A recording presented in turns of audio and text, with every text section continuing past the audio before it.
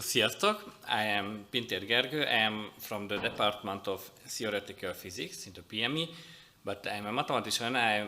I studied singularity theory and topology, and actually I do the same with physicists. And I have old questions related to classical probability paradoxes. I have these problems for many years, and I wanted to clarify it at some time, and this is the time now, and I want to share it with you. Yeah, I'm suddenly invited here, and very thank you for this. So this is kind of logic like the previous talks. That's why it's here. So why this was the exact time to clarify these problems? Because there appeared a video of Hanna Németh. She makes popular science videos, and this short video appeared. Feldobok most 2 pénzérmét, és elárulom nektek, hogy az egyik az fejlett. Az a kérdésem, hogy mi a valószínűsége, hogy a másik az írás. Thank you. Meg kommentel, hogy szerinted. So she tosses 2 coins and announces that one of them is heads. What is the probability that the other one is also heads? What do you think? 1/2, yes? 1/2, 1/3, 2/3. Okay, thank you. Then, so we have actually many guesses, and the official solution, the usual solution of this problem is this is 1/3, because there are third cases when one of them is heads, and there is only one. Sorry, this is the other one is also heads. Okay, I talk about this, and this is kind of paradox because one might guess that this is 1/2. This is the usual solution. In the video, Hanna introduces this solution, and everybody is surprised on it. And what happened? This video appeared, and one of my friends started to disturb me on a Facebook chat that this video is not correct, and I should see it, and there are some problems. And what kind of problems can we have with this? Yeah, sorry, before the problem. So this is actually the conditional probability, the probability that both are heads, assuming that one of them is heads. Okay, so this is the conditional probability. So what could be the problem with it? So this my friend told me that. So how was this video made? Hanna tosses the 2 coins, and how did she decide which one will she announce, that one of them is heads or one of them is tails? What was her strategy? For example, when she sees heads or tails, then it is okay. And if she sees heads, tails, or tails, heads, then she randomly decides that she will announce one of them is heads or one of them is tails. If this happens, then this probability is not 1/3, because in these mixed cases, only in the half of the mixed cases will she announce. So if this happened, then the video is not correct, but Bertie is correct now. What else can happen? For example, she decides that she will announce the value of the first coin. Okay. Then this happens. There are only 2 cases when she announces one of them is heads, and so the probability that the other one is also heads, it is 1/2 again. What would be the strategy when she is right? This strategy, she decides previously that she will announce that one of them is heads. In this case, this video, this is the correct. But this is actually an extra information. Okay, so the audience should know that, okay, I decided that I will tell heads if possible. And what happens in this case when she tells one of them is tails, then it is surely tails. If she decided this head, this I call it head dominant announcement protocol because she decided. So I wouldn't say that the video is not correct, but it is interesting to notice that this is actually not well-defined question. So notice that if we have information about the occurrence of an event B, that does not necessarily mean that the probability of an event A is P of A assuming that B. Some guys told me that this is the definition of the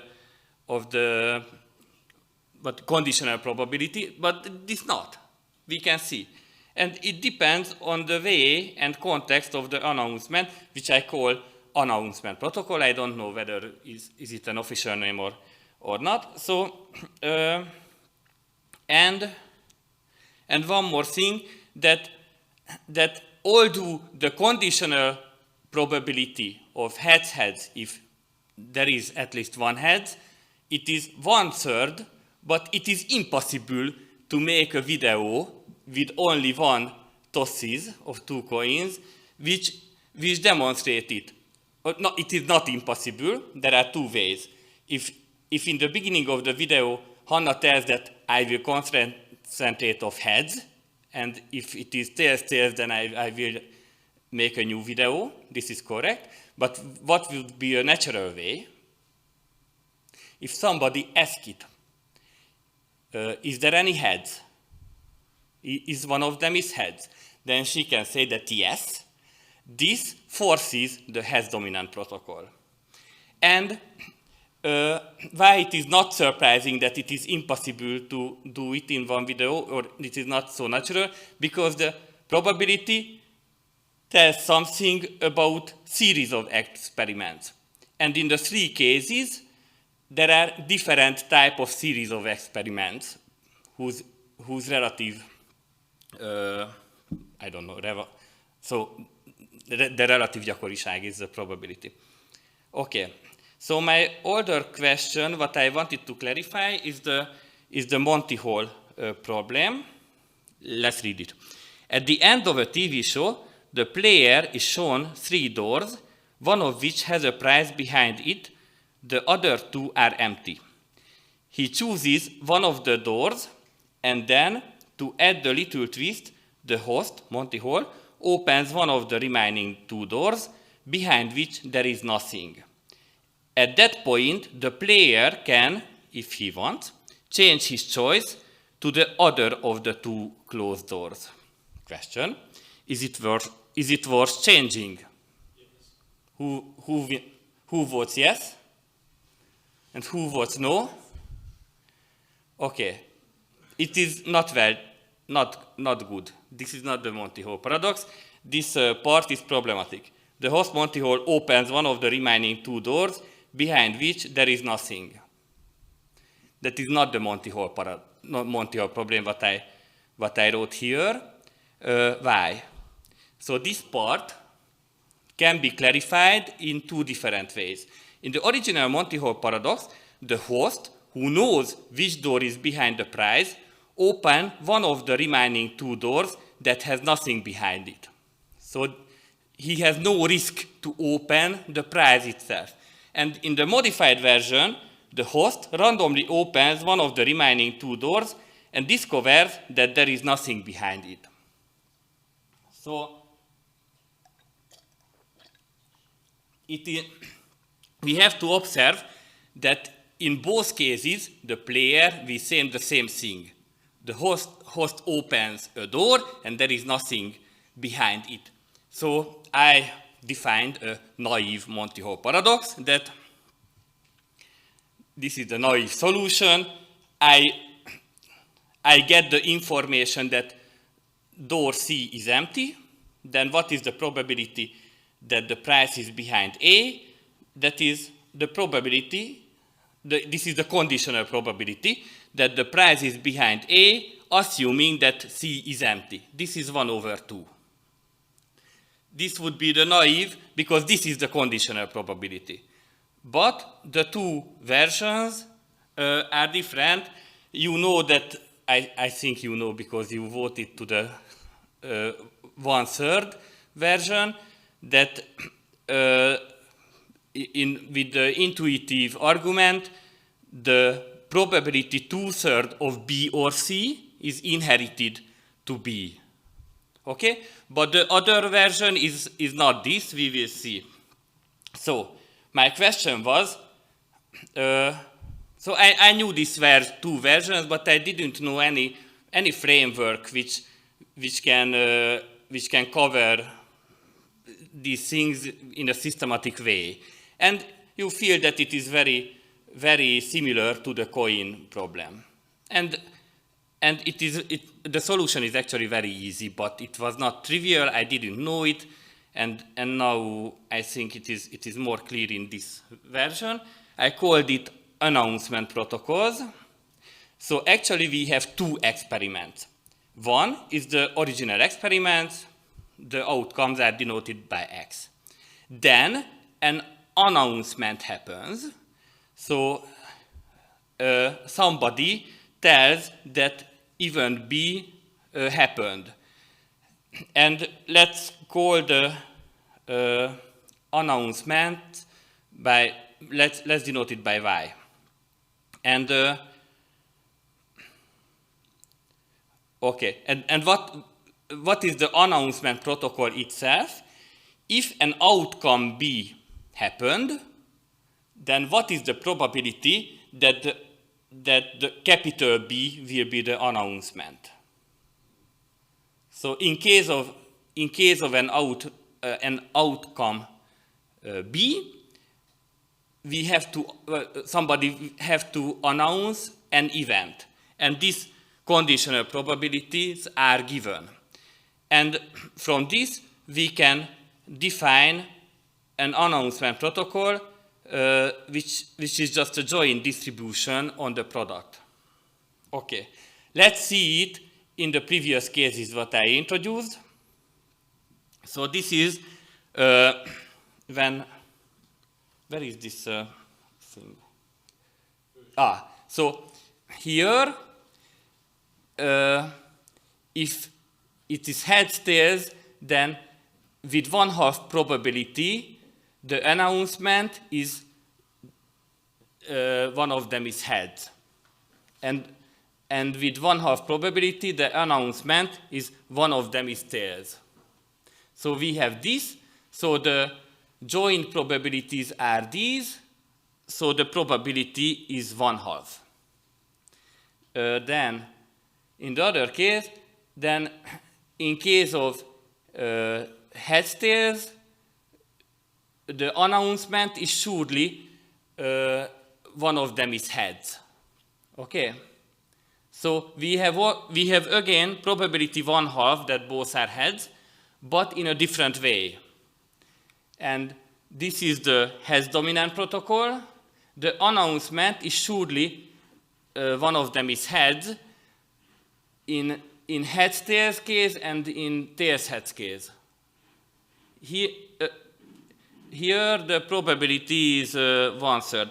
Sorry, in the previous here there was a mistake here. This should be 1/4. Okay, and let's see the Monty-Halls. So what happens here? This is the original Monty-Hall. So if the price is behind A, then with 1/2 probability, the announcement is the prize is not behind C, so C is opened and it is empty, and with probability 1/2, the announcement is the prize is not behind B, so B is opened and it is empty. And if the prize is behind B, then the host will open C, surely, and it is empty, actually, because it is behind B, and we get this well-known thing that the probability of A is 1/3. Okay. But in the other version, in the modified version, if the price is behind B, then with 1/2 probability, B will be opened, and it is not empty. We will see the price. That is the risk of the host. And with 1/2 probability, C will be opened, and it is empty. So this risk is a big difference related to the classical version. And we see that the probability of A is 1/2. So these are the announcement protocols. And my kind of leading question was, in which cases will we see the conditional probability, the naive solution? And what we will see, what we will have, the probability of A, assuming that B, the probability of A, assuming that B, event B is announced. So this, we have, by default, we have this conditional probability. And the question, when is it equal to the normal, kind of normal conditional probability? And if we write them down and multiply the equations, then we have the answer that if and only if in cases when B